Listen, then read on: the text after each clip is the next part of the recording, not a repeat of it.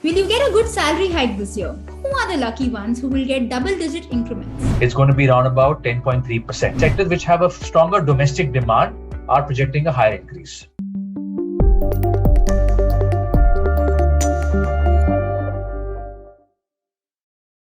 Hi everyone, welcome to another episode of TOI Business Bytes.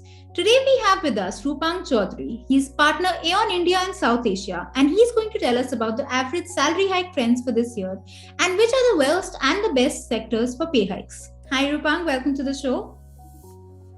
Thank you. So my first question to you is that what are the average salary hike trends likely to be this year, and will 2023 be better than 2022? So if you look at the average salary projections for 2023, what our survey really says, it's going to be around about 10.3%, Right.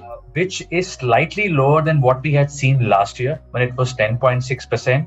So if you were to ask me from a numbers perspective, yes, it's slightly lower, but it's still double digit. It's still more than 10%. And in the face of the kind of recessionary gloom that we were seeing, or the sentiment that we were thinking it's looking a little low, 10.3% is fairly healthy. So I would say that it's slightly lower than last year, but all said and done, all things remaining constant and what we thought it would be, it's still a pretty high number. And it's a second consecutive year of double-digit increase, which is now happening after almost 6 years. Right. Okay, and who are going to be the lucky ones over here? Which are the sectors that are likely to get the best hikes? I think that's a question you have to answer with some nuances. There are some sectors which are still going to be amongst the highest.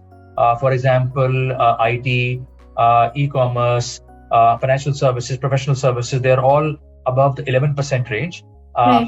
However, having said that, they are going to be a little lower than what they were last year. So in absolute numbers, they are still amongst at the highest end of projections, but they are lower than last year. On the other hand, you have some sectors like FMCG, real estate, hospitality, retail, which are slightly lower at around about 9.5-10%, but they are going to be higher than last year. And this is simply because the sectors that I named earlier, e-commerce, technology, financial services, professional services, have all been impacted by the global headwinds. They are what we call as globally facing sectors. And the other more domestic facing sectors like life sciences, FMCG, real estate, retail, hospitality are doing better than last year because globally, from a domestic demand perspective, India is in a better state, and sectors which have a stronger domestic demand are projecting a higher increase. Okay, fair enough. And what are the sectors that are likely to get the least average salary hikes? So they continue to be what we had sort of seen last year as well. If you look at cement is a little lower than 9%. Hospitality is lower as compared to others at around about 9%, but is higher than last year. Telecom is around about 9.7%. So they would be amongst the lower ones compared to IT, e-commerce, but many of them are higher than last year. So what I would say is that on one hand, you have 10.5, 11% at the highest, and then at the other end, you have 8.5, 9%. It's not a very big dispersion. If I go back in 2021, we had 10, 11% at one end, but you had 3, 4, 5% hospitality, retail, telecom. They were all struggling. So they have made a big rebound or a big bounce back. And as you said, there are finer nuances to it. At 11%, IT is still lower than last year. That's and right. Others maybe at 9%, but they are better than what they were doing last year. Absolutely. So I think the important point to note here, Smriti, is that some sectors are showing a downward trend and they continue to be high, but they are lower than what they were 2 years back and even lower than what they were last year. But some sectors like hospitality or aviation or retail, they were struggling at 4-5% during COVID or post after COVID. They have almost doubled to 8.5-9%. So that is the positive story in the economy today. Okay, but within all these sectors, what are the roles that you think are getting the best hikes? Is it mid-level? Is it senior? Is it entry-level? So we had another study which spoke about the fact that even executives at around about 9.1% is amongst the highest increases. So it's not that executives are not getting a higher increase. Yes, comparatively, because attrition is highest at junior management, the increments end up being higher. They're more in the 10.5, 11% range. followed by middle and senior. Having said that, even at senior management at 9% plus, it's a fairly good hike. So from a level perspective, there is not too much differentiating between the three. And if you were to ask me about specific functions or specific roles, the trend continues. So digital roles, the roles which bring together technology and digitalization, right? Even into non-tech sectors continue to have the highest increase. And that multiplier is almost as high as 1.5, 1.6x. Okay, great. So, but as we know, the headline salary hike for us every year doesn't really translate into that much extra money in the bank account. So, what are the trends that you see in the conditional or the variable payout component of salaries? So there are two trends which are coming out. Yes, it's quite possible that with an average salary increase of 9-10%, given tax and everything else, you still are not able to differentiate. I think companies are employing two levers. One is that they are differentiating very strongly for the top talent, high potential, critical talent, or high performers who will get a 1.7, 1.8x multiplier. So if the average increase is 10%, they will get 20%. That translates into a sizable increase. And that's a disproportionate differentiation that they are making today. The second is on variable pay. Variable pay percentages have hovered between 14% to around about 15% as an average of total fixed pay that is given out. Some sectors like financial services have always been on the higher side.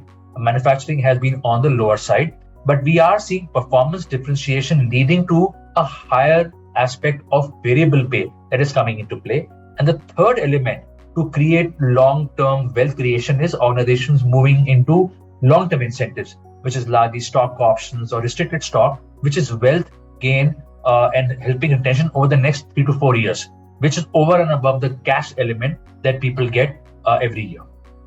Okay. But if I have my appraisal meeting with my manager, say, lined up in the next few days, what is your advice? What is that one thing that I should say or one thing that I should not say so that I'm able to get a good salary hike? So I would have said that till last year, if you had an offer in your hand, it was a good place. And because there were so many offers and people were able to threaten and keep their employers, hold them to ransom to get better hikes. It was happening rampantly last year.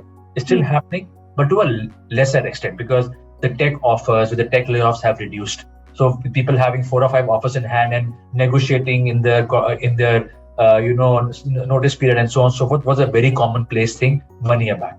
That has now become lesser. I think today, I would say that if you have to have a meaningful conversation with your employer, I think you need to ask a couple of things. I think you need to establish the fact that your skills are critical to the organization, and hence you are not that easily, dispensable. You bring something to the organization which is very difficult to get in the market. That will certainly get you a good increment because we are seeing critical talent or critical skills being in demand. I think that's one. Secondly, I think your own ability to do different roles. Let's say if you are agile to double hat or move into a different role which requires a more importance is very important because today employers are looking at agility. They are looking at your flexibility to work in a different variety of roles, variety of skills, which makes you far more important than somebody who has only one skill and can be easily replaced. And effective 1st of April, the new income tax regime will become the default tax regime. So do you see that companies will actively look to restructure the employee, salary components that they're offering to employees? I would say it's maybe too early to say. Organizations obviously are giving it a fair amount of importance because tax in hand is something which they obviously want to help their employees with.